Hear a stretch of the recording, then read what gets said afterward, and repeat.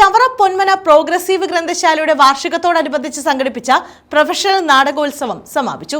സമാപന സമ്മേളനം മുൻമന്ത്രി ഷിബു ബേബി ജോൺ ഉദ്ഘാടനം ചെയ്തു.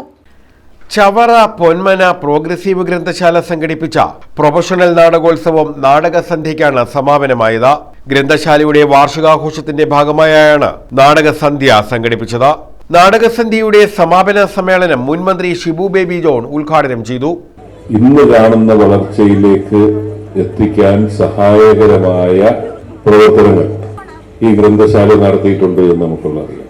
ഇവിടെ മാത്രമല്ല, കേരളത്തിന്റെ പൊതുസ്ഥിതി പരിശോധിച്ചാൽ കേരളം മറ്റ് സംസ്ഥാനങ്ങളിൽ നിന്ന് വ്യത്യസ്തമായതെങ്ങനെയാണ്? പല വ്യാഖ്യാനങ്ങളുണ്ട്. ക്രിസ്ത്യൻ മിഷനറികൾ കേരളത്തിലേക്ക് വരികയും അവര് പള്ളിയോടൊപ്പം ഒരു പള്ളിക്കുടം ആരംഭിച്ചത് വഴി വിദ്യാഭ്യാസത്തിന് പ്രാധാന്യം സമൂഹത്തിന് ബോധ്യപ്പെടുത്തുകയും മറ്റ് സാമുദായിക മതസംഘടനകളെല്ലാം അതേ മാതൃക പിന്തുടർന്നുകൊണ്ട് വിദ്യാഭ്യാസപരമായി മുന്നോട്ട് പോകണമെന്ന ആശയം സമൂഹത്തിൽ പ്രചരിപ്പിക്കുകയും അവിടെ പുരോഗമനമായ ആശയം ഒരു സമൂഹത്തിലേക്ക് വളർത്തിയെടുത്തത് ഗ്രന്ഥശാല പ്രവർത്തനം.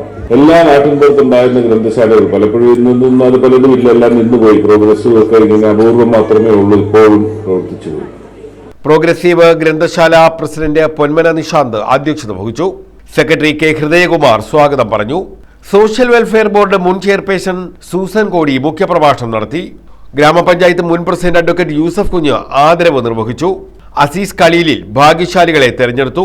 കരുനാഗപ്പള്ളി ACP പ്രദീപ് കുമാർ സമ്മാനദാനം നിർവഹിച്ചു. അഡ്വക്കേറ്റ് PB ശിവൻ, താജ് പോരൂക്കര, സുകന്യ, സുജാ ഷിബു, സലിജ ബിജു, അഷ്ടമി തുടങ്ങിയവർ പങ്കെടുത്തു. News bureau, Chavara.